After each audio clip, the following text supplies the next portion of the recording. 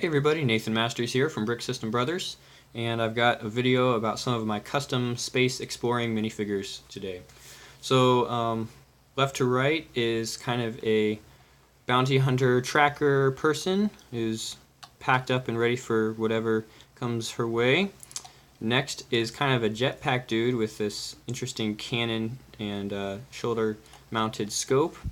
And then third we have another kind of a takedown person with a jetpack and a pretty long-range gun. Some supporting packs on the back as well.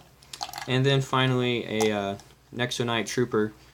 I haven't really named these guys at all, but I really like how some of the Lego parts from different themes can be repurposed and look really spacey and yeah, and fit the theme. So yeah, I'll just kind of go through each of these a little bit. The base color, I have two in yellow, so just a standard minifigure color. Then this girl here is actually the torso and the head from Ghost minifigure from the Ant-Man, one of the Ant-Man sets. I think from Ant-Man and the Wasp, that a quantum vehicle. That's a good set. And then this guy is actually the blue visored one of the collectible minifigure series with some Ultra Agents legs, and I'm not sure, I think it's just a plain black torso underneath all that. But yeah, Nexonite's pieces here actually work pretty good for a spacesuit. Just throw on the helmet and then one of these really old, or not really old, but older visors, this trans orange. I'm a big fan of some of these older pieces. They're pretty cool. I don't know, we just don't see quite the same stuff anymore. So that's just on a plain gray helmet, and then these tanks are kind of newer, probably from Ninjago, perhaps? Ninjago movie sets. I think that's where that's from. And just a hint of that Nexonite's logo underneath that armor there. So that's that guy. And then this girl here was from, most of the minifigure is from the Ghost, like I said, except for this black helmet. And then I've done some detailing on here with a roller skate. I like how that turned out. A trans red visor plays a pretty sweet role on here. And then the weapon is just this generic bazooka camera piece found in a lot of the older sets. There's some binoculars and then a 1x1 round with a hole on here for some details. The jetpack does have a little bit added. There's a little handlebar clipped on here and then some silver added to the bottom. So maybe not quite using conventional methods for propulsion. These could be some like anti-gravity cannons or something. So yeah, just get some ideas going there. And then I did include some printed legs with that strap on there. I do like those details for her. Now this guy is fully armed and ready. Super powered up jetpack with these flames shooting out the back. And then this cannon is made with this interesting steering wheel piece. I'm not quite sure where I got this. Probably just from a loose bulk lot. But I know it was in a couple Technic sets, because Josh has one. This Formula 1 car, I think, had a wheel like this.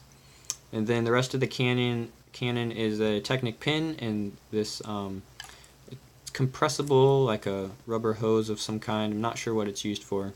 Kind of like a shock absorber almost.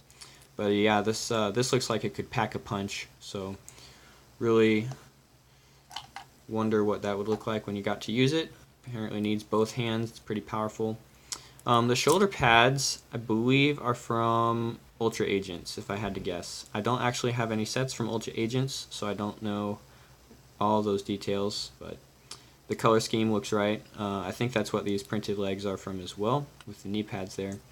And again, this head is just with the blue visor on there. The reverse has kind of a no-nonsense expression, but front looks ready for action. And a little bit of a light mounted on the scope. Since I just had used these lightsaber handles on the back here, you have attachment points on the bottom and top. So the bottom was for the flames, and then the top I used for a light, and an antenna was for him. And finally, our Ranger lady with a mysterious suitcase. What could be in there? And then this weapon has some interesting capabilities, perhaps, with this walkie-talkie attached. possibly some kind of targeting computer on there. But yeah, just used, let's see, where did I get this torso? This was from one of the Avengers Infinity War sets, originally for Black Widow. I think it's from the Outriders Attack, little $5, well, once it went to clearance, little $5 set. And then swapped out the arms, I think, yeah, just this side with that sleeve, the other side I left. Printed pants from who knows where, I don't know, I've got a big stockpile of these things now. Oxygen tanks, black helmet, and a green visor for her. So yeah, these are all custom. You're not going to find any of these in any sets so far that I know of. Really fun to just make custom figures, and once you build up enough of a piece collection, you know, you really start to look at all the possibilities and possible combinations, and yeah, it multiplies really fast. Alright, quick surprise, we're going to have a guest appearance. This is my custom Star-Lord figure. Pretty happy with him. Think he could use a little more work.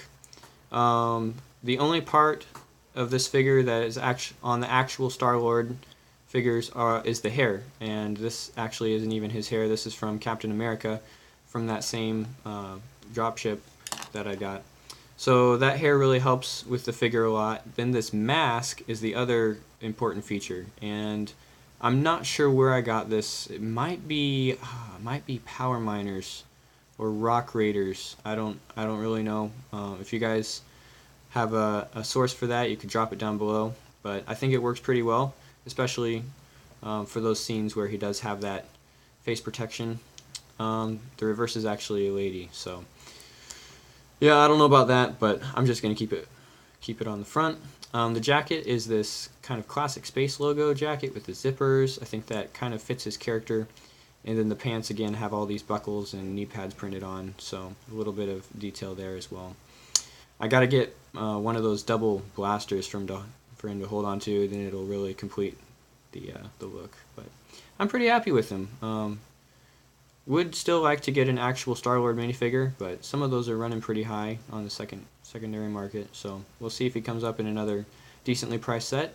Until then, this guy will be my stand-in. Alright guys, well, that's it for custom minifigures, and see you in the next one.